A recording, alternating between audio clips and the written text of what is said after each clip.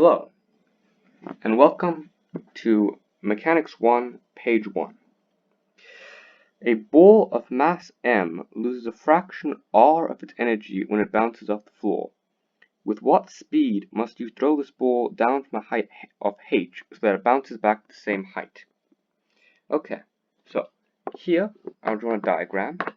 We have a ledge of height y equals h, and the ball is dropped from this ledge with initial velocity vi until it reaches height y equals 0, and then it bounces back up to height y equals h again with a final velocity vf equals 0 because it bounces up to that same height. Now, we can solve for vi by considering the total energy of the ball in the initial and final states. So, first we're going to consider the energy of the ball in the final state, which is easy to solve. That's given by I don't want keyboard to go up here. Sorry about that. By EF is equal to EPF plus EKF is equal to MGH, as the ball is at height h, plus 1/2 MVF squared. But of course, at EF, the ball has VF equal to 0, therefore it has no kinetic energy. So you plug that in. That's a plus sign. 1/2 m0 squared to mgh. Now we find the initial energy of the ball, given by EA is equal to PI plus EKI, which is mgh again, plus 1/2 mvi squared. And we can't simplify this any further because we don't know what vi is. Now we consider that the mass loses a fraction r of its energy when it bounces off the floor.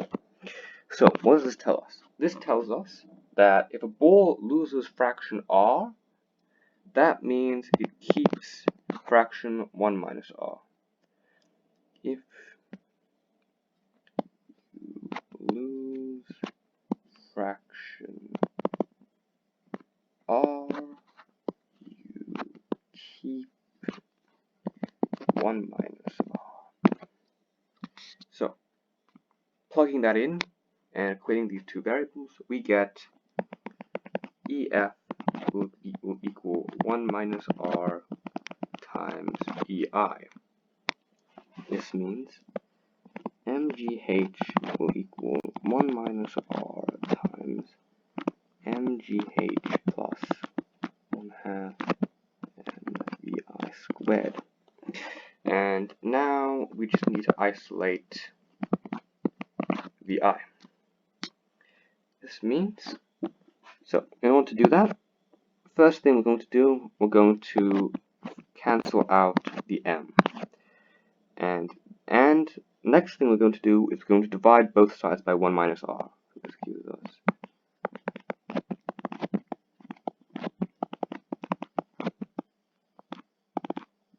squared.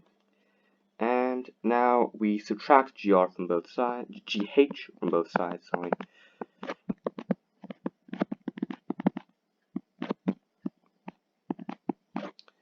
And we can simplify this term here is equal to gh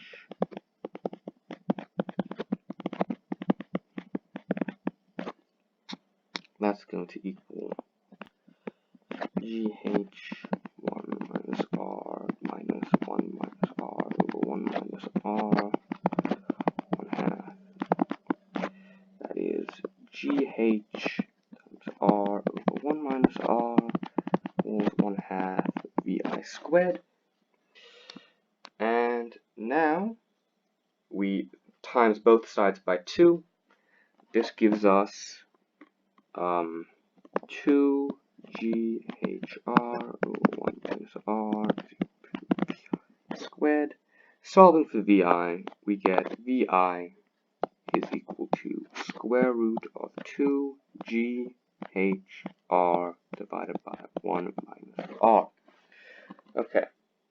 Note that it doesn't actually matter from this solution whether the ball was thrown up or down, and also note that it doesn't at all depend on the mass, nor does it matter on the horizontal component of velocity of the ball. So those are some interesting observations. The question actually gave us more information than it needed to. Okay, move on to the next question.